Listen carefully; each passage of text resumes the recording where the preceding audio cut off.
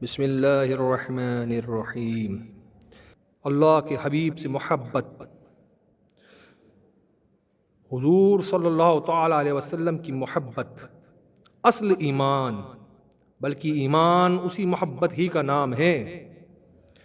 جب تک کہ حضور کی محبت ماں باپ، اولاد اور ساری دنیا سے زیادہ نہ ہو، آدمی مسلمان ہو ہی نہیں سکتا۔ حضور کی اطاعت عین اطاعت الہی ہے، اور اطاعت الہی بنا حضور کی اطاعت کے ناممکن۔ یہاں تک کہ کوئی مسلمان اگر فرض نماز پڑھ رہا ہو اور حضور اسے یاد فرمائے، مطلب آواز دے، تو وہ فوراً جواب دے اور ان کی خدمت میں حاضر ہو جائے۔ وہ شخص جتنی دیر تک بھی حضور سے بات کرے گا وہ اسی نماز میں ہی ہوگا، اس سے نماز میں کوئی خلل نہیں آئے گی۔ حضور اکرم صلی اللہ تعالی علیہ وسلم کی تعظیم و عظمت کا اعتقاد رکھنا ایمان کا حصہ اور ایمان کا رکن ہے، اور ایمان کے بعد تعظیم کا کام ہر فرض سے پہلے ہے۔ حضور کی محبت بھری اطاعت کے بہت سے واقعات ہیں۔ کچھ واقعات آپ کے سامنے پیش کیے جاتے ہیں۔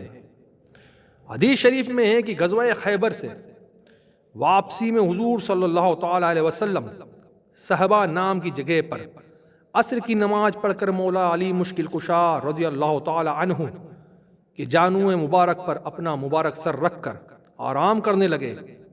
مولا علی نے عصر کی نماز نہیں پڑھی تھی، دیکھتے دیکھتے سورج ڈوب گیا اور عصر کی نماز کا وقت چلا گیا، لیکن حضرت علی نے اپنا جانو اس خیال سے نہیں سرکایا کہ شاید حضور کے آرام میں خلل آ جائے گی۔ جب حضور نے اپنی آنکھیں کھولی تو حضرت علی نے اپنی عصر کی نماز قضا ہونے کا حال بتایا۔ حضور نے سورج کو حکم دیا، ڈوبا ہوا سورج پلٹ کر آ گیا۔ مولا علی نے اپنی عصر کی نماز ادا کی، اور جب حضرت علی نے نماز ادا کر لی تو سورج پھر ڈوب گیا۔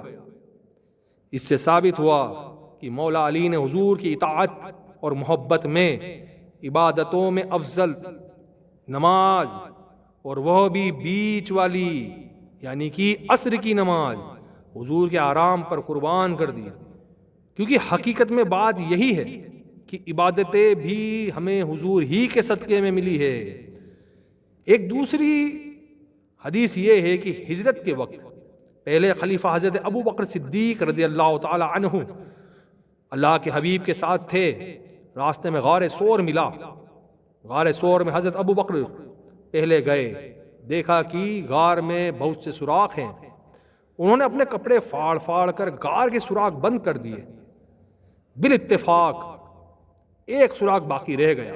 انہوں نے اس سوراخ میں اپنے پاؤں کا انگوٹھا رکھ دیا، پھر حضور صلی اللہ تعالی علیہ وسلم کو بلایا۔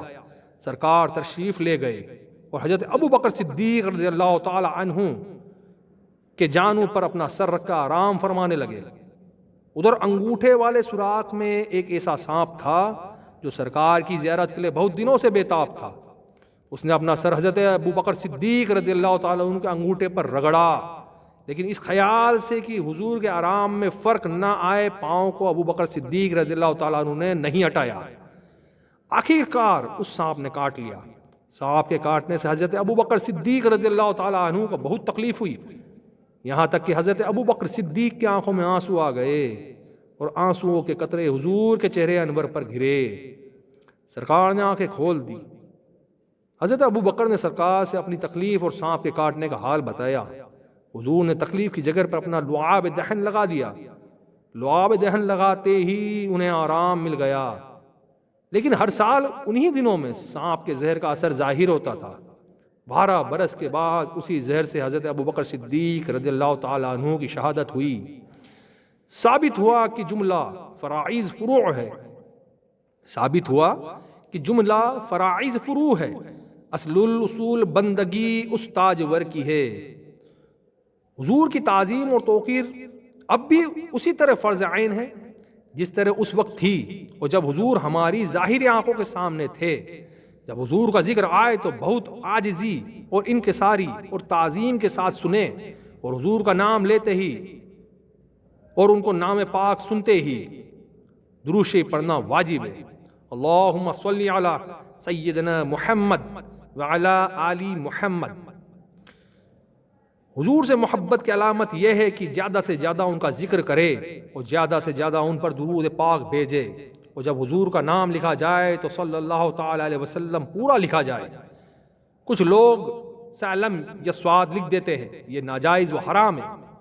حضور سے محبت کی پہچان یہ بھی ہے کہ حضور کے آل و صحاب، مہاجرین و انصار، تمام سلسلے اور تعلق رکھنے والوں سے محبت رکھی جائے، اور اگرچہ اپنا باپ، بیٹا، بھائی اور خاندان کا کوئی قریبی بھی کیوں نہ ہو، اگر حضور سے اس سے کسی طرح کی بھی دشمنی ہے تو اس سے عداوت رکھی جائے گی۔ اگر کوئی ایسا نہ کرے تو وہ حضور کے محبت کے دعوے میں جھوٹا ہے۔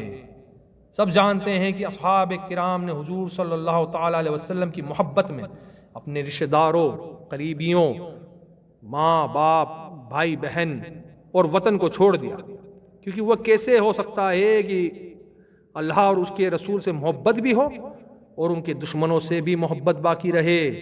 یہ دونوں چیزیں ایک دوسرے کی ضد ہے، اور دو الگ الگ راستے ہیں، ایک جنت تک پہنچاتا ہے اور ایک جہنم کے گھاٹ اتارتا ہے۔ حضور سے محبت کی نشانی یہ بھی ہے کہ حضور کی شان میں جو الفاظ استعمال کیے جائیں وہ ادب میں ڈوبے ہوئے ہوں۔ کوئی ایسا لفظ جس میں تعظیم میں کمی کی بو آتی ہو کبھی زبان پر نہ لائیں۔ اگر حضور کو پکارنا ہو تو ان کو ان کے نام کے ساتھ نہ پکارا جائے، محمد یا مصطفیٰ یا مرتجا نہ کہو، بلکہ یہ کہو اے اللہ کے نبی، اے اللہ کے رسول، اے اللہ کے حبیب۔ زیارت کی دولت مل جائے تو روزے کے سامنے 4 ہاتھ کے فاصلے سے با ادب ہاتھ باندھ کر کھڑا ہو کر سر جھکائے ہوئے صلاۃ و سلام عرض کریں، بہت قریب نہ جائیں اور نہ ادھر ادھر دیکھیں، اور خبردار کبھی آواز بلند نہ کرنا، کیونکہ عمر بھر کا سارا کیا کرایا دھرا عقارت بیکار ہو جائے گا۔ حضور سے محبت کی نشانی یہ بھی ہے کہ حضور کی باتیں، ان کے کام اور ان کے حال لوگوں سے پوچھے اور ان کی پیروی کرے۔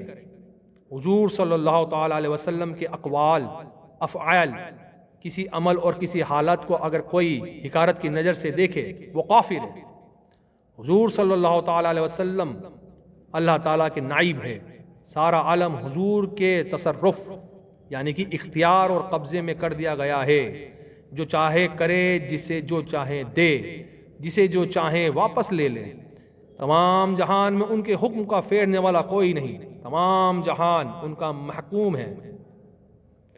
وہ اپنے رب کے سوا کسی کے محکوم نہیں اور تمام آدمیوں کے مالک ہے۔ جو انہیں اپنا مالک نہ جانے وہ سنت کی مٹھاس سے محروم رہے گا۔ تمام زمین ان کی ملکیت ہے، تمام جنت ان کی جاگیر ہے۔ ساری نعمتیں حضور ہی کے دربار سے تقسیم ہوتی ہے۔ دنیا اور آخرت حضور کی دین کا ایک حصہ ہے۔ شریعت کے احکام حضور کے قبضے میں کر دیے گئے کہ جس پر جو چاہے حرام کر دے اور جس کے لیے جو چاہے حلال کر دے اور جو فرض چاہے معاف کر دے۔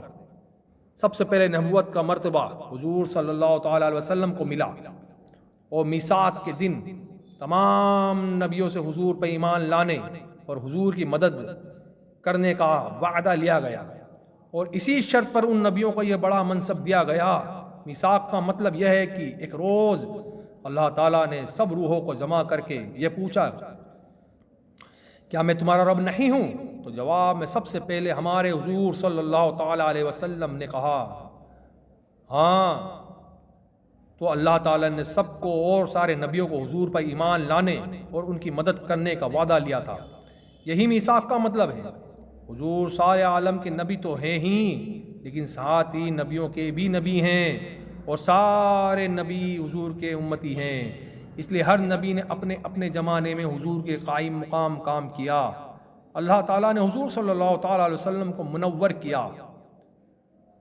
اس طرح حضور صلی اللہ تعالیٰ علیہ وسلم ہر جگہ موجود ہے، جیسا کہ ایک شاعر کا قول ہے، آپ ایسے نور ہیں جیسا کہ سورج بیچ آسمان میں ہیں، اور اس کی روشنی تمام شہروں میں بلکہ مشرق سے مغرب تک ہر سمت میں پھیلی ہوئی ہے۔